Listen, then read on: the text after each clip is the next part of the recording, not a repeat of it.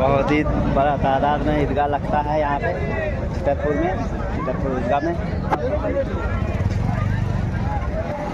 आज मैं आपके आपसे दो बात अर्ज करना चाहता हूँ। पहली बात तो ये है कि अपने अंदर हिम्मत पैदा करें, अपने हौसले को बुलंद करें। और दूसरी बात, अदल व इंसाफ को अपने समाज में कायम करें, अदल व इंसाफ अपने खानदान में और अपने घर में कायम करें। अज़ीज़ान गिरामी, अपनी हिम्मत और हौसला ज़ाहिरी असबाब और वसाइल की कमी को पूरा कर देता है। असबाब और वसाइल की कमी है, लेकिन उसका हौसला मिल जाएंगे। छतरपुर ईदगाह नमाज हो चुकी है। आप सभी को ईद मुबारक। न उसके पास फौज थी, न उसके पास ताकत थी, न उसके पास दौलत थी, कुछ नहीं, लेकिन मजबूर कर दिया और वक्त के तूफान का रुख मोड़ने में वो कामयाब हो गया। और आपको ऐसी भी बहुत सी मिसालें दी जाएंगी कि जिनके पास ताकत थी, हुकूमत थी, तादाद थी, लेकिन बद हिम्मती, बद हौसले थी और कम हिम्मती ने पूरी कौम को गुलामी की जंजीरों में जकड़ दिया। आज इस मुल्क में मुसलमानों की सूरत हाल कुछ इसी तरह की है। कुव्वत ज़िक्र आमद पहले बना होती है, कुव्वत ज़िक्र आमद पहले बना होती है, फिर किसी कौम की शौकत से जवाब आता है। इस मुल्क में इस कौम आज बहत्तर आज हजार हुकूमत की आज पूरी बरात के साथ बात की तैयारी की जा रही है कि उसके लिए इस मुल्क में खड़े होने की जगह तक बाकी ना रहे। और इस बरानी में बराबर के शहीद और शहीद अमेरिका तक मुकम्मल तौर पर इस साजिश के वो हिस्सा बने हुए हैं। अज़ीज़ान मोहतरम, ख्वाब गफलत में जीने का वक्त, ख्वाब गफलत से बेदार हो जाइए और के नाखून लीजिए और बाशऊर इंसान बनकर जिंदगी जीने का अज़्म कीजिए। और ईदगाह के इस मैदान से आज आपको ये फैसला करके और ये तय करके उठना होगा कि इस मुल्क में आप एक जिंदा कौम बनकर के जीना पसंद करेंगे, बाज़मीर बाइज्जत कौम बनकर के जीना पसंद करेंगे, या मुर्दा बेरूह बेज़मीर और बेइज्जत कौम बनकर के जीना पसंद करेंगे। आज आपको यहाँ से ये तय करके उठना होगा। अगर आप ये तय करते हैं और आपको ये तय भी करना चाहिए कि इस मुल्क में हम जिएंगे तो बाज़मीर कौम बनकर, बाइज्जत कौम बनकर, जिंदा कौम बनकर, तो इसके लिए आपको गिदड़ की जिंदगी से तौबा करके शेर की जिंदगी जीने का अपने अंदर अज़्म और हौसला पैदा करना होगा। और आपको यह तय करना होगा कि बंदूकों के साए में, तलवारों की छांव में, गोलियों की बौछार में, तोप के गोलों के दरमियान, खौफ और हिरास की सख्त से सख्त हालत में दीन और ईमान पर साबित कदम रहेंगे, दीन और ईमान पर जमे रहेंगे, अपनी तहजीब, अपनी सकाफत और अपने कल्चर के साथ बाकी रहेंगे। इसके बदले में दुश्मन ताकतें भले ही आपकी जान क्यों न ले ले, आपके जिस्म से बहने वाले लहू के हर कतरे से यही सदा निकले, ला इलाहा इल्लल्लाह मुहम्मदुर रसूलुल्लाह सल्लल्लाहु अलैहि वसल्लम। तो मैं पूरे वसूख के साथ, यकीन के साथ, दावे के साथ ये कहता हूं कि रास्ते की तमाम मुश्किलात हल हो जाएंगी और कामयाबी की मंजिल आपको नजर आने लगे। लेकिन आपको ये तय करना होगा, अज़ीज़ान मोहतरम, हालात का आना और हालात का जाना इस कायनात का दस्तूर रहा। हालात पहले भी आते रहे, हालात आज भी हैं और हालात आइंदा भी आते रहेंगे। और इन्हीं हालात में अल्लाह तबारक व तआला اپنے بندوں کو آزماتا ہے۔ اللہ نے فرمایا وَلَقَدْ فَتَنَّا الَّذِينَ مِن قَبْلِهِمْ فَلَيَعْلَمَنَّ اللَّهُ الَّذِينَ صَدَقُوا وَلَيَعْلَمَنَّ الْكَاذِبِينَ، کہ ہم نے اس سے پہلی قوموں کو بھی آزمایا، ہم سے پہلی قوموں کو بھی آزمائشوں کی وادیوں سے گزر کر کے یہ ثابت کرنا پڑا کہ وہ اپنے دعوی ایمان میں سچے ہیں، اور آج ہمیں بھی آزمائشی دور سے گزرتے ہوئے یہ ثابت کرنے کی ضرورت ہے کہ ہم اپنے دعوی ایمان میں سچے ہیں، جھوٹے نہیں ہیں۔ اللہ تبارک و تعالیٰ حالات کے ذریعے سے کھرے اور کھوٹے کے درمیان فرق کر دیتے ہیں۔ آزمائشی دور سے گزرتے ہوئے ہمیں یہ ثابت کرنا ہوگا کہ ہمارے ایمان میں کھوٹ نہیں ہے، ہمارے ایمان میں کھوٹ نہیں ہے، یہ ہمیں ثابت کرنا ہوگا۔ میرے محترم بزرگوں اور دوستوں، آج حالات اور مشکلات کا آئینہ دکھا کر، جان اور مال کے خسارے کی دھمکی دے کر ہم مسلمانوں سے یہ مطالبہ کیا جا رہا ہے کہ اللہ اور اللہ کے رسول صلی اللہ علیہ وسلم کے احکام پر عمل کرنے کے بجائے قومی روایات پر عمل کرنے کو ترجیح دو۔ اپنی تہذیب اور نبی صلی اللہ علیہ وسلم کی سنت و سیرت سے دستبردار ہو کر غیر اسلامی شرائع اور غیر اسلامی تہذیب اور غیر اسلامی کلچر کے سانچے میں اپنی زندگی کو ڈھال لو۔ ایسی صورتحال میں ہمارا رد عمل کیا ہونا چاہیے، ہمارا کردار کیا ہونا چاہیے، ہمارا قول عمل کیا ہونا چاہیے؟ اللہ نے قرآن میں فرمایا ان صلاتی ونسکی ومحیای ومماتی للہ رب العالمین، کہ میری نماز، میری قربانی، میری زندگی اور میری موت، میرا جینا مرنا سب اس اللہ کے لیے جو دونوں جہان کا رب ہے۔ یہ ہمارا قولی جواب بھی ہونا چاہیے اور ہمارا عملی جواب بھی ہونا چاہیے، اور حالات کے تناظر میں ہمارا رد عمل ہونا چاہیے۔ حالات کی وجہ سے بزدلی کے شکار ہونے کی ضرورت نہیں ہے۔ عزیزان محترم، آج اقلیت اور اکثریت کی بنیاد پر حکومت میں بیٹھے ہوئے لوگ ہم مسلمانوں کو ڈرانے کی کوشش کر رہے ہیں، اور اقلیت اور اکثریت کی بنیاد پر ڈرانے کی یہ بات، یہ روایت کوئی نئی چیز نہیں ہے، بہت پرانی چیز ہے۔ اقلیت اور اکثریت کی بنیاد پر انبیاء کرام علیہ السلام کو دھمکی دی گئی، اقلیت اور اکثریت کی بنیاد پر صحابہ کرام کو بھی ڈرانے کی کوشش کی گئی، اور کہا گیا کہ تمہارے مقابلے میں لاکھوں کی تعداد میں لوگ جمع ہو چکے ہیں۔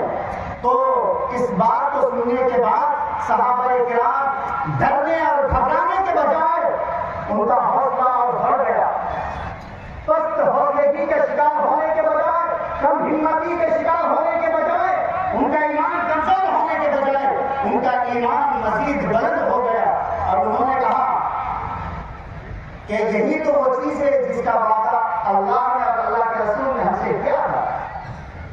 ما وعد اللہ ورسول، کہ اللہ اور اللہ کے رسول نے ہم سے تو یہی وعدہ کیا تھا۔ کیا کا مطلب یہ نہیں ہے کہ 30 کروڑ عوام کوئی چونٹی ہے کہ اسے متل دیا جائے، کوئی چمٹا ہے کہ اسے پانی میں بہا دیا جائے، بلکہ ہمارا ایمان ہے، ہمارا عقیدہ ہے کہ ہار اور جیت کا فیصلہ تعداد کی بنیاد پر نہیں ہوتا۔ ہم ایمان رکھتے ہیں قرآن پر، ہم ایمان رکھتے ہیں نبی کے فرمان پر۔ قرآن میں اور نبی کے فرمان میں یہ بات موجود ہے کہ ہار اور جیت کا فیصلہ اقلیت اور اکثریت کی بنیاد پر نہیں ہوتا، بلکہ ہار اور جیت کا فیصلہ عزم و حوصلے کی بنیاد پر ہوتا ہے، صبر استقامت کی بنیاد پر ہوتا ہے، ایمان و یقین کی بنیاد پر ہوتا ہے۔ اس لیے کہ ہمارا ایمان قرآن پر ہے، اور قرآن کہتا ہے کم من فئۃ قلیلۃ غلبت فئۃ کثیرۃ بإذن اللہ۔ بارہا ایسا ہوا ہے کہ چھوٹی جماعت بڑی جماعت پر غالب آ گئی۔ یہ تب ہوا جب انہوں نے دین پر ثابت قدم رہنے کو ترجیح دی، ایمان اور عمل صالح سے ان کا رشتہ مضبوط رہا، اللہ تبارک و تعالیٰ کی مدد ان پر آئی۔ اگر ہم چاہتے ہیں کہ اللہ کی مدد ہم پر آئے تو ہمیں بھی چاہیے کہ ہم اپنے اعمال کو درست کرنے کی کوشش کریں، ہم اپنے ایمان کو مضبوط کریں اور ہم اپنے اعمال کو درست کریں۔ کیا یہ حقیقت نہیں ہے کہ ہم اپنے ذاتی کردار کے حوالے سے انتہائی پست اور ناقابل بیان حالت میں مبتلا ہیں؟ ہم میں کتنے ایسے لوگ ہیں جو اللہ تبارک و تعالیٰ کی شریعت کو اپنے اوپر مکمل طور پر نافذ کرنے کے لیے خوشی خوشی تیار ہوں؟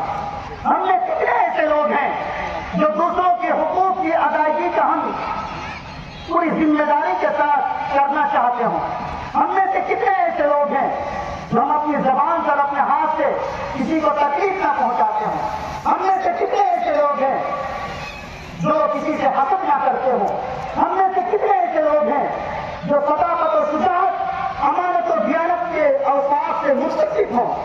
ہم میں سے کتنے ایسے لوگ ہیں جو قرآن کی تلاوت کا اہتمام کرتے ہوں اور قرآن کو سمجھنے اور اس پر عمل کرنے کی سنجیدہ کوشش کرتے ہوں، سنجیدہ فکر رکھتے ہوں؟ کتنے ایسے لوگ ہیں؟ یقیناً بہت کم تعداد میں لوگ ہیں۔ جب تعداد میں ہم بہت کم ہیں عمل کے اعتبار سے، تو پھر ہم کس امید سے اللہ تبارک و تعالیٰ سے مدد کی امید کرتے ہیں؟ اگر ہم چاہتے ہیں کہ جو مدد اللہ تبارک و تعالیٰ کی صحابہ کرام کے اوپر آئی ہے، سلف صالحین کے اوپر آئی ہے، تابعین تبع تابعین کے اوپر آئی ہے، تو جس ایمان و یقین اور عمل صالح کی بنیاد پر ان پر اللہ کی مدد آئی، ہمیں بھی انفرادی طور پر، اجتماعی طور پر اپنے اعمال کو درست کرنے کی کوشش کرنی ہوگی۔ جب ہم اپنے حالات کو درست کر لیں گے تو وہ اللہ جو نمرود کی بھڑکائی ہوئی آگ کو حضرت ابراہیم علیہ السلام کے لیے گل گلزار بنا سکتا ہے، وہ اللہ جو حضرت موسیٰ علیہ السلام کے لیے دریا میں راستہ نکال سکتا ہے، وہ اللہ جو حضرت یونس علیہ السلام کو مچھلی کے پیٹ میں زندہ رکھتے ہوئے پھر مچھلی کے پیٹ سے اسے زندہ نکال سکتا ہے، وہ اللہ جو حضرت یوسف علیہ السلام کی تاریخ کنویں میں پرورش کرتے ہوئے تاریخ کنویں سے نکال کر تخت سلطنت پر بیٹھا سکتا ہے، وہ اللہ جو مکڑیوں کے جالے سے اپنے حبیب حضرت محمد مصطفیٰ صلی اللہ علیہ وسلم کی حفاظت کر سکتا ہے، وہی اللہ ایمان اور عمل صالح کی بنیاد پر ہماری اور آپ کی بھی حفاظت کر سکتا ہے۔ شرط یہ ہے کہ ہمیں ایمان اور عمل صالح میں مضبوط ہونا ہوگا۔ اور دوسرا پیغام عدل و انصاف کے حوالے سے کہ ملک اور سماج میں امن کا بقا، انسانی جان و مال کی حفاظت کا دار و مدار عدل و انصاف پر ہے۔ ظلم چھوٹا ہو یا بڑا، ظلم خاندان میں ہو یا میدان میں، ظلم جلوت میں ہو یا خلوت میں، ظلم بہرحال ظلم ہے، اور ظلم اللہ تبارک و تعالیٰ کی طرف سے ظالم کے لیے تباہی کا فیصلہ دے کر کے آتا ہے۔ ظالم امیر ہو یا غریب، ظالم چھوٹا ہو یا بڑا، ظالم حاکم ہو یا محکوم، حکومت میں بیٹھے ہوئے لوگ ظلم کریں یا چاہے کوئی دوسرا آدمی ظلم کرے، بہرحال ظلم کرنے والے پر اللہ تبارک و تعالیٰ کی لعنت ہے، اللہ تبارک و تعالیٰ کی فٹکار ہے، لعنت اللہ علی الظالمین۔ اگر آج آپ کو اقتدار حاصل ہے، اگر آج آپ کے پاس حکومت ہے، اگر آج آپ کے پاس طاقت ہے، اگر آج آپ کے پاس دولت ہے، تو نہ بھولیے کہ یہ چیزیں آپ سے پہلے بہت سے لوگوں کو مل چکی ہے۔ جب اس نے ظلم سے باز آنے کی کوشش نہیں کی، جب اس نے ظلم سے توبہ نہیں کیا، تو اللہ تبارک و تعالیٰ نے اسے نشان عبرت بنا دیا، صفحہ حقیق سے اس کا نام و نشان مٹا دیا۔ اگر آپ نے ظلم کے راستے کو نہیں چھوڑا تو جس طرح آپ سے پہلے ظالموں کا صفایا کر دیا اللہ تبارک و تعالیٰ نے، آپ کو بھی اللہ تبارک و تعالیٰ اس روئے زمین سے پاک و صاف کر دے گا، اور آپ کا بھی نام و نشان مٹا دے گا، اور آپ کو بھی نشان عبرت بنا دے گا۔ آپ کو یاد ہونا چاہیے کہ فرعون کے پاس طاقت تھی، حکومت تھی، اس کے پاس کیا کچھ نہیں تھا، اتنا کچھ تھا کہ اس نے خدا ہونے کا دعویٰ کر دیا، مگر اللہ تبارک و تعالیٰ کی جب پتہ آئی، اس نے جب ظلم سے توبہ نہیں کی، اللہ رب العزت کی پکڑ آئی، تو اللہ تبارک و تعالیٰ نے اس ظالم فرعون کو اور اس کے دست قدم پر چلنے والوں کو دریا میں غرق کر دیا، اور فرعون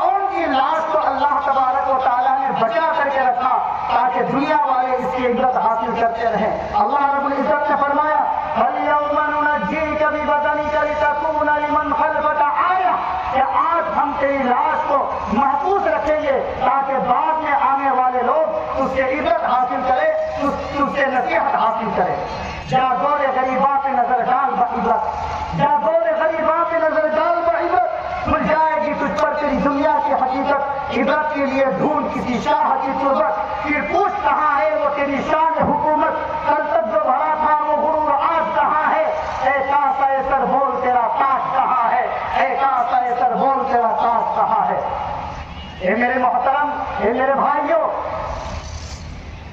اگر کوئی انسان کسی انسان پر ظلم کرے, کوئی طبقہ کسی طبقے پر ظلم کرے, تو اس انسان کو, اس مظلوم طبقے کو مکمل طور پر یہ حق ہے کہ وہ اپنا دفاع کرے.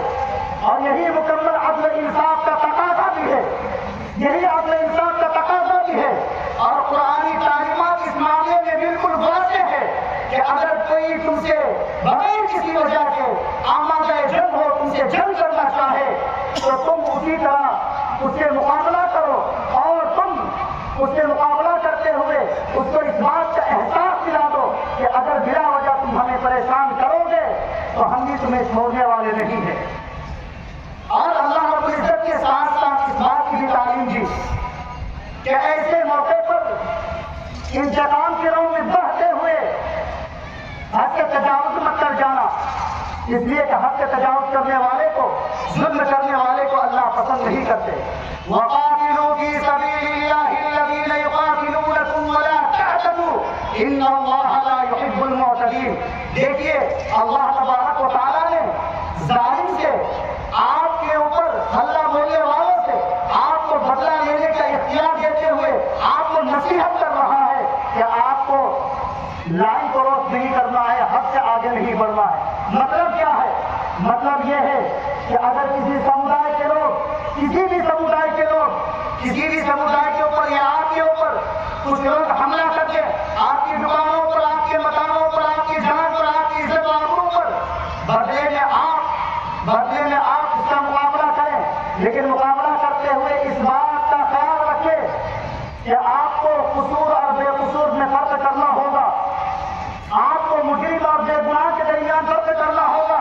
ایسا نہیں ہے کہ کچھ لوگوں نے آپ کے ساتھ ظلم زیادتی کی اور بدلے میں آپ نے قصور اور بے قصور میں فرق کیے بغیر, آپ مجرم اور بے گناہ میں فرق کیے بغیر آپ سب پر حلہ بول دیں, آپ سب پر زیادتی کرنے لگے.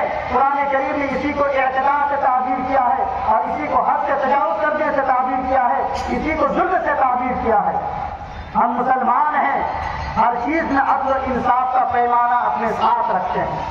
اور اللہ رب العزت نے قرآن مقدس کے اندر دوسری جگہ ارشاد فرمایا وَمَنِ اعْتَدَىٰ عَلَيْكُمْ فَاعْتَدُوا عَلَيْهِ بِمِثْلِ مَا اعْتَدَىٰ عَلَيْكُمْ کہ اگر کوئی تم پر ظلم زیادتی کرے تو تم اسی کے بقدر اس کا جواب دو. یہ مدافعت, یہ مقابلہ, یہ دفاع کرنا اپنی حفاظت میں, یہ اس لیے ہے تاکہ انسانیت کی حفاظت ہو, عدل و انصاف اور امن و امان کی فضا بحال رہے, اور ظالم کے ظلم کے پنجے کو روکا جا سکے. میرے محترم بزرگ اور دوستو, ہم نے اپنی بات کو مختصر کرتے ہوئے, اپنی بات کو یہ ختم کر دیے کہتے ہوئے کہ اللہ تبارک و تعالیٰ نے قرآن مقدس کے اندر قصاص کا جو حکم دیا ہے, یعنی اگر کوئی کسی کو ناحق قتل کر دے تو بدلے میں اسے بھی قتل کیا جائے گا. ناحق قتل کرنے والا کسی بھی مذہب سے تعلق رکھنے والا ہو, یہاں تک کہ اگر کوئی مسلمان کسی دوسرے مذہب سے تعلق رکھنے والے کو ناحق قتل کر دے تو بدلے میں اس مسلمان کو قتل کیا جائے گا. یہ ہے شریعت کا فیصلہ, یہ ہے قرآن کا فیصلہ, یہ ہے اللہ کا قانون. سب کے لیے ایک حکم ہے, سب کے لیے برابر ہے. وہ اس لیے کہ آپ کو تو بظاہر اس میں یہ لگتا ہے کہ ایک جان تو چلی گئی, بدلے میں اگر قتل کرنے والے کو بھی قتل کر دیتے ہیں تو دوسری جان چلی جاتی ہے. بظاہر اس میں دوسری جان کا ضیاع آپ کو نظر آتا ہے, لیکن اس میں انسانوں کی جان کی حفاظت ہے, اور اس میں قتل کے واقعات کا سب جواب ہے. قتل کے واقعات کے دروازوں کو بند کرنے کا سب سے اہم سبب اور ذریعہ ہے. اور جو مظلوم ہیں ان کو چاہیے کہ اپنی ہمت, اپنے اندر ہمت پیدا کرے اور اپنا دفاع کرے. یہ آپ کا ذاتی حق بھی ہے, آپ کا دینی حق بھی ہے, اور آپ کا دستوری حق بھی ہے، یہ آپ کا دستوری حق بھی ہے اور دینی حق بھی ہے۔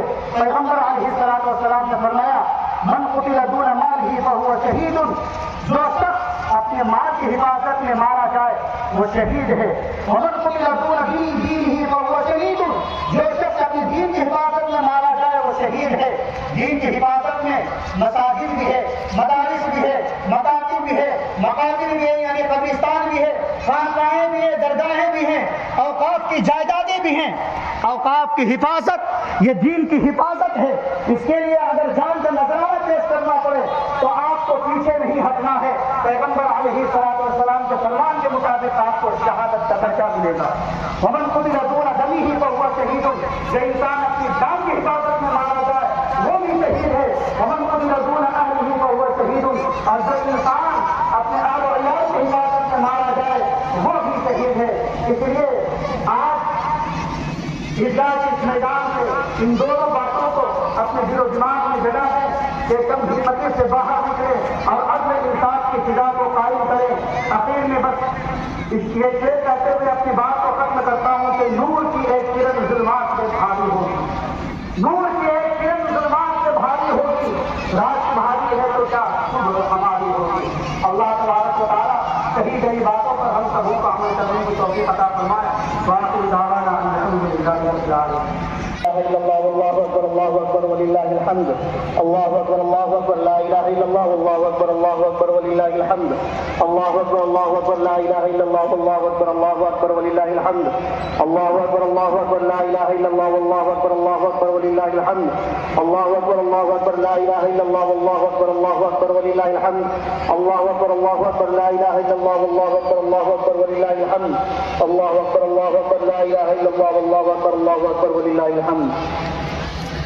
الحمد لله نحمده ونستعينه ونستغفره ونؤمن به ونتوكل عليه ونعوذ بالله من شرور أنفسنا ومن سيئات أعمالنا، من يهده الله